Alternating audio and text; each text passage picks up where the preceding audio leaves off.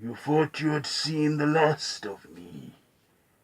Well, you assume wrong. Very wrong. It is Halloween, and stay tuned for it.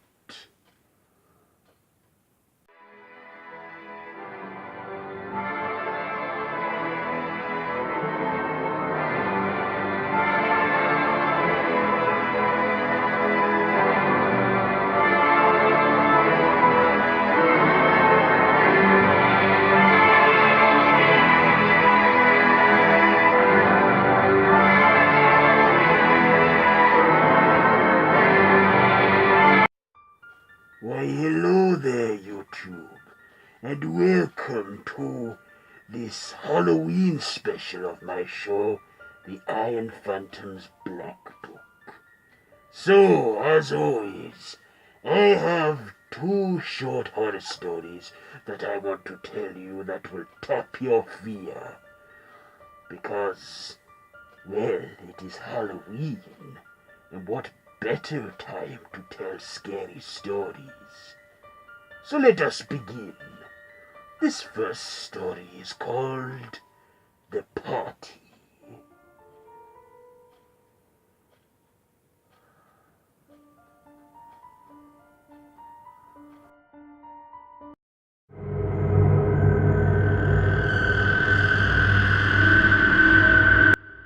Jessica was a lone girl. She did not have much friends at school. In fact, never really had any. She would eat her lunch alone in the cafeteria and just not say anything to anyone. It was the day of Halloween. All of these young teenagers getting ready for some Halloween party. She did not seem to be invited to any until she saw a strange boy in a pirate costume. He looked at her as she looked at him.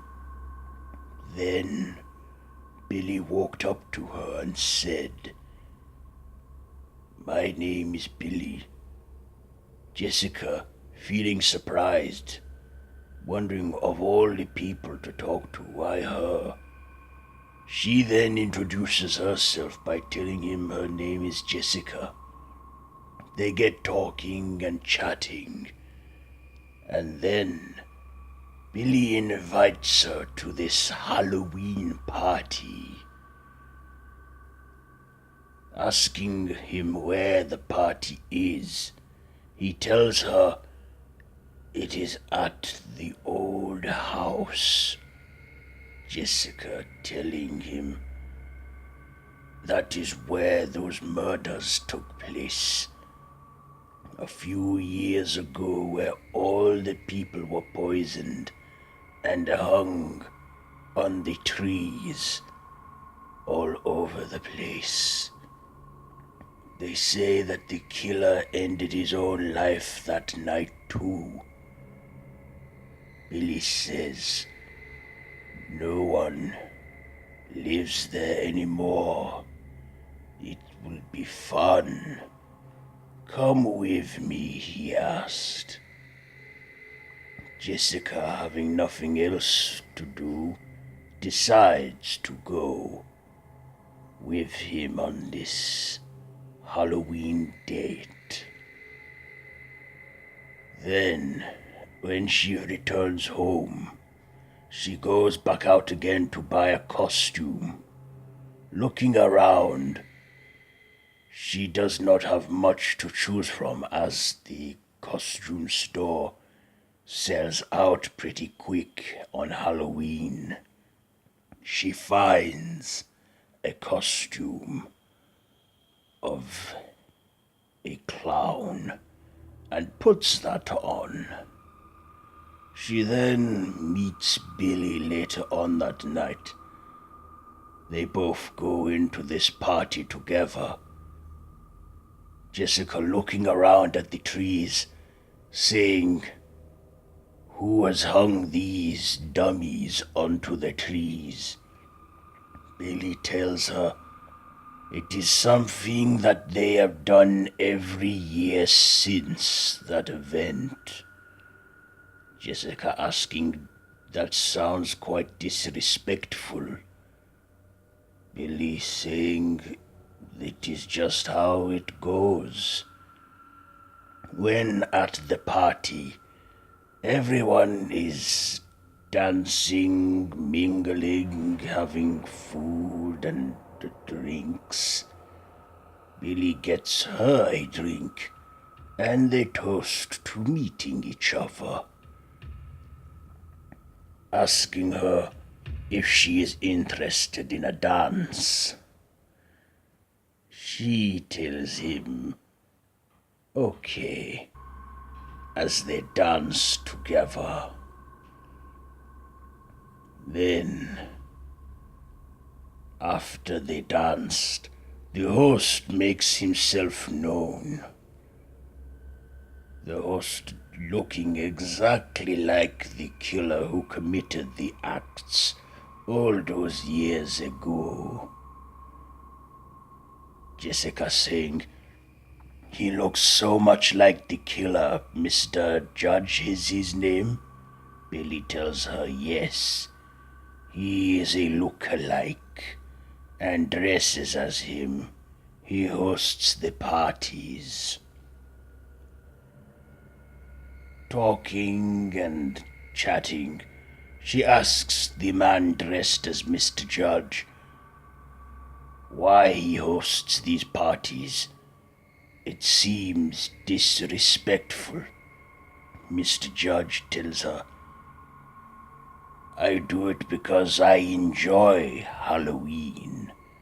And knowing that there is a real horror story behind this house makes it all more fun, don't you think?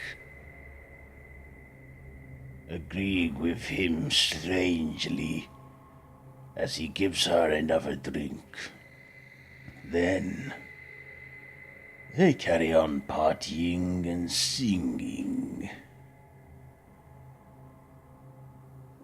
By the end of the evening, as it strikes midnight, Billy tells her, I must go now. She asks why, telling her he can only be here till midnight. She tells him not to go, but he must. Asking why, Billy explaining to her it is something he cannot just explain in a minute. He then asks her, will you come back next year? She then thinks for a second and says, yes, I will. He then tells her, good. They then kiss as the clock strikes midnight. Then, Billy and the whole party are gone, like that, and the house is deserted. Jessica leaves the house, not knowing what the hell happened. The hanging bodies from the trees are also gone. As she walks out of the house, she then runs into a strange old man, saying, so you went to the party? Jessica asks, what? The strange old man says, ever since that Mr. Judge has committed that terrible, brutal murder almost 20 years ago, it's been a thing. The party has sort of ghosted. Every year the spirits that were murdered in this house and hung from the trees by the judge have all been reliving the same terrible event. At midnight, he proposed a toast and poisoned all of the young children, well, teenagers, and then hung their bodies on the tree for all of them to see. He then called the police, and as they arrived, he took his own life with a gun. And now, ever since, well, I've already told you the main story. Every year they invite a living soul, just one. Jessica asks the strange old man why. And the strange old man replies, "To feel alive, I guess." Jessica then looks at the house and sees Mr. Judge standing in a top window before fading away.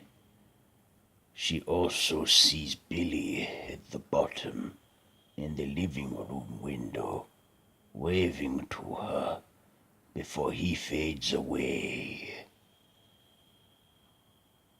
Jessica then walks home and then comes into her house. Her mother, surprised, asking where she has been. Jessica tells her mother, "I was invited to a party." Her mother, sighing in relief, saying, "Well, it's good to know you have been socializing. I was beginning to think you liked being alone." She then tells her mother, "I don't think I've ever felt so alive." Then kissing her mother goodnight and wishing her a happy Halloween. Her mother then saying, "It is past midnight, so it is now November 1st, but I guess it is still the night time for you." "Happy Halloween," her mother tells her. Did you enjoy that one? Was it a terrifying tale? Yes, she was partying with ghosts the whole time. Well, it is time for our last story of this evening. This next story that I want to tell you is called Father Pumpkin. Yes.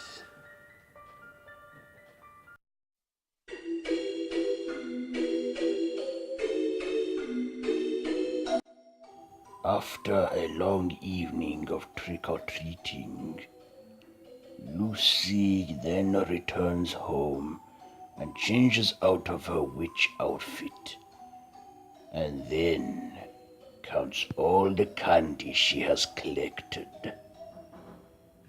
Then her mother tells her to not eat all that candy, as she will be sick. She also tells her to leave some candy out for Father Pumpkin.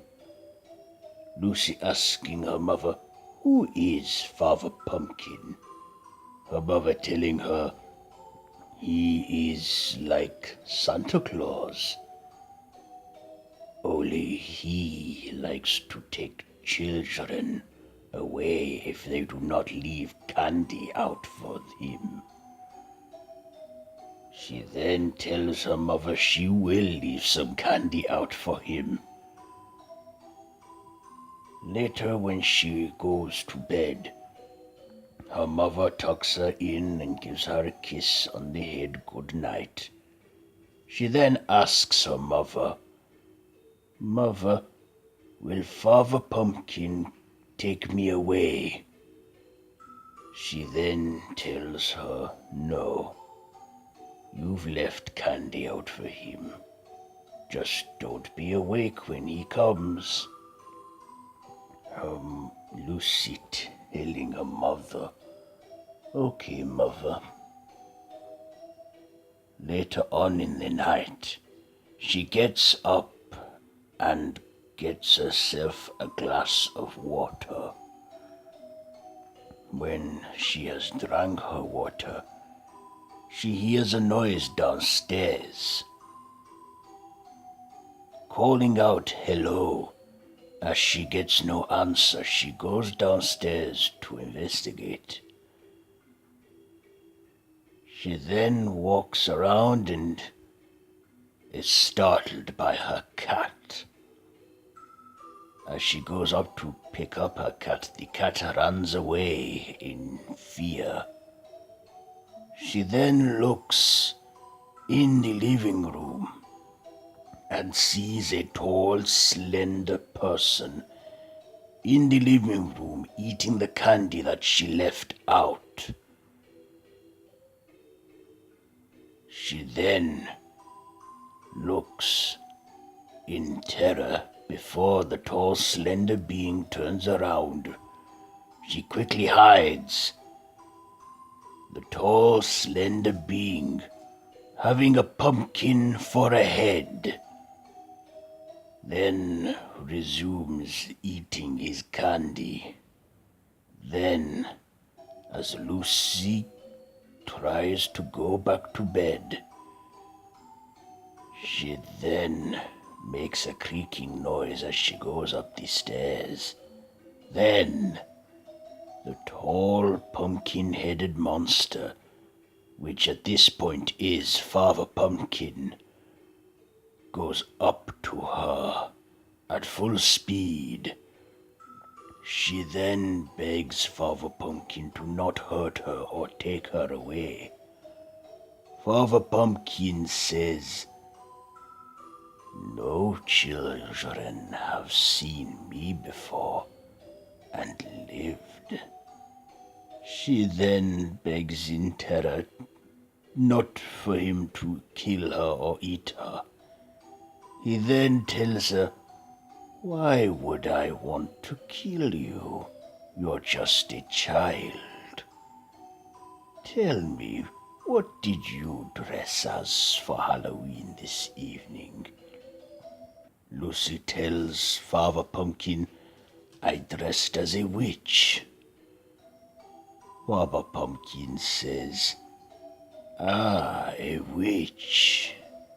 I've seen many of those.